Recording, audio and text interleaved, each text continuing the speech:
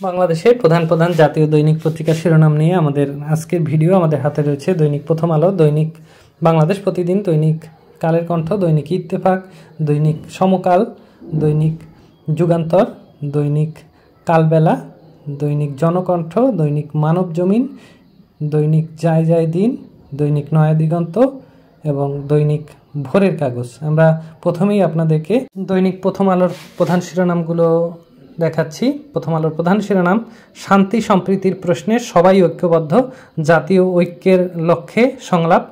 প্রধান উপদেষ্টা সংলাপ করেছেন। ক্ষমা চাইল পুলিশ, স্বজনেরা চান দৃষ্টান্তমূলক শাস্তি। পরবর্তী শিরোনামে রয়েছে খাদ্য মূল্যস্ফীতি বেড়ে 14% কাছাকাছি। এবং এরপরে আমাদের হাতে রয়েছে দৈনিক বাংলাদেশ প্রতিদিন। বাংলাদেশ প্রতিদিনের প্রধান শিরোনাম, কষ্টে আছে মানুষ, আসছে নতুন দল নিবন্ধনের সুযোগ, ঐক্যবদ্ধ থাকার অঙ্গীকার, আয় কমেছে 90% মানুষের, ট্রান্সকমের শেয়ার হস্তান্তরের ভুয়া স্ট্যাম্প, মামলা থাকলেই ঢালাও গ্রেপ্তার নয়, আইজিপি বলেছেন। এরপরে আমাদের হাতে রয়েছে কালের কণ্ঠ, ব্যবসায়ীরা উপেক্ষিত, ঘনীভূত হচ্ছে সংকট, তারেক রহমানকে ভিলেন বানানোর নীল নকশা, ট্রান্সকমের দলিল জালিয়াতি। এবং এরপরে রয়েছে আমরা ঐক্যবদ্ধ, সম্প্রীতি কেউ নষ্ট করতে পারবে না, 5 পণ্যের চড়া দামে চিড়ে চ্যাপ্টা ভোক্তা। এরপরে আমাদের হাতে রয়েছে দৈনিক ইত্তেফাক। ইত্তেফাকের প্রধান শিরোনাম, সব ধর্মের আমরা সবাই এক পরিবার, আমরা বাংলাদেশি। বিগত সময়ে নিয়োগকৃত 36 সচিব গুরুত্বপূর্ণ মন্ত্রণালয়ে, অবশেষে কাজী নজরুল ইসলামকে জাতীয় কবি ভূষিত করে প্রজ্ঞাপন জারির সিদ্ধান্ত, শীতেও কমছে না ডেঙ্গুর প্রকোপ। এবং খাদ্য মূল্যস্ফীতি বেড়ে 13.80%, শেখ হাসিনার বিদ্বেষমূলক বক্তব্য প্রচার প্রকাশে নিষেধাজ্ঞা, শেয়ার কারসাজিতে হিরো ও তার পরিবারের সদস্যের 134 কোটি টাকা জরিমানা। এরপরে আমাদের হাতে রয়েছে দৈনিক সমকাল। সমকালের প্রধান শিরোনাম, বিদ্যুতে শ্বেতহস্তি রামপালে সুন্দরবনের সর্বনাশ, অটুট সম্প্রীতি ধরে রাখতে এক থাকব, আন্দোলনে শহীদ পরিবারের কাছে ক্ষমা চাইলেন আইজিপি। আরও চড়েছে মূল্যস্ফীতি, বোতলজাত সয়াবিন তেল বাজার থেকে হাওয়া, আওয়ামী লীগের ঢাকার 3 কার্যালয় ভূতের বাড়ি। এবং এরপরে আমাদের হাতে রয়েছে দৈনিক যুগান্তর। যুগান্তরের প্রধান শিরোনাম, মত পার্থক্য থাকলেও সবাই এক পরিবার, ধর্মীয় নেতাদের সঙ্গে সংলাপে ডক্টর মোহাম্মদ ইউনূস।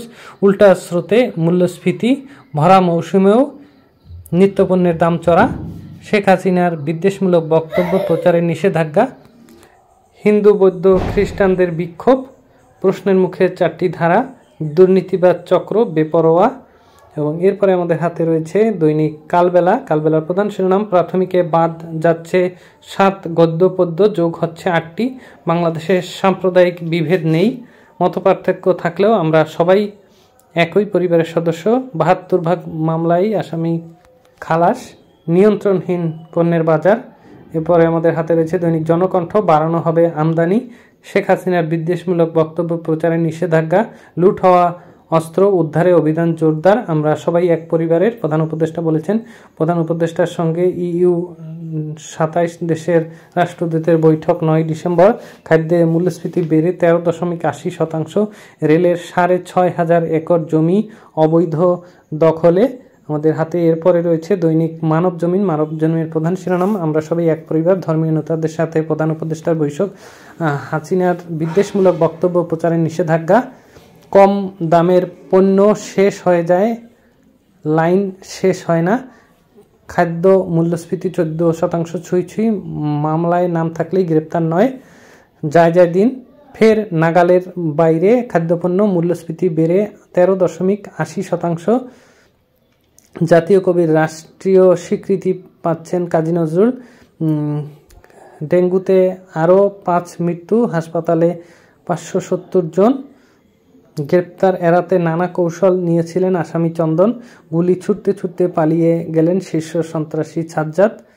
এরপরে আমাদের হাতে রয়েছেন দৈনিক নয়া দিগন্ত। নয়া দিগন্তের প্রধান শিরোনাম, মতপার্থক্য থাকলেও পরস্পরের শত্রু নয়, ধর্মীয় নেতাদের সাথে আলোচনায় ডক্টর মোহাম্মদ ইউনূস, হাসিনাকে ফেরাতে নীল নকশা দিল্লির, আইনি প্রক্রিয়ার বাইরেও আছে রাজনৈতিক সমীকরণ। এস আলম মুক্ত 6 ব্যাংকে এলসি খোলার শর্ত প্রত্যাহার। দৈনিক ভোরের কাগজ চাপ মোচনে কূটনৈতিক ব্যস্ততা, এটি রয়েছে প্রধান শিরোনাম। এরপরে নভেম্বরের মূল্যস্ফীতি আরও বেড়ে দাঁড়িয়েছে 11.38%। দর্শক, এই হচ্ছে বাংলাদেশের জাতীয় দৈনিক পত্রিকার আজকের শিরোনাম। আমরা প্রত্যেক দিনই আমাদের এই চ্যানেলে বাংলাদেশের প্রধান প্রধান জাতীয় দৈনিক পত্রিকার শিরোনাম আপনাদের সামনে তুলে ধরি। আপনারা যদি বাংলাদেশের প্রধান প্রধান জাতীয় দৈনিক পত্রিকার শিরোনাম প্রতিদিন পেতে চান তাহলে আমাদের এই চ্যানেলটি সাবস্ক্রাইব করার জন্য অনুরোধ জানাচ্ছি। যারা ফেসবুক থেকে দেখছেন তাদেরকে আমরা এই পেজটি ফলো করার জন্য বিনীত অনুরোধ জানাচ্ছি। দেখা হবে আবারও আগামীকাল, সে পর্যন্ত ভালো থাকবেন সবাই।